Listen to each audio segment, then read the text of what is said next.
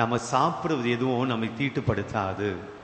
நாம் சாப்பிடுகிற உணவோ அல்லது நாம் சாப்பிடக்கூடிய அந்த பிளேட்டோ அது அழுக்குப்படைந்திருந்தாலும் அது மனசுக்குள்ளே போகாது, அது வயிற்றுக்குள்ளே தான் போகும். அது நம்முடைய உடலுக்குள் சென்று அது தேவையில்லாததை அது கழிப்பிடத்துக்கு போய்விடுகிறது. அதனால் அது தீட்டெல்லாம் படுவதில்லை. ஆனால் உண்மையிலே தீட்டு என்பது என்ன என்றால், இந்த மனசில் இருக்கக்கூடிய விஷயங்கள் இருக்கிறது, அதுதான் நம்மை தீட்டுப்படுத்தும், அதுதான் நம்மை கெட்டவனாக மாற்றும். லைனாக சொல்கிறார். தீய எண்ணங்களை பற்றி ஒரு வரிசையாக இன்றைக்கு சொல்லுகிறார்.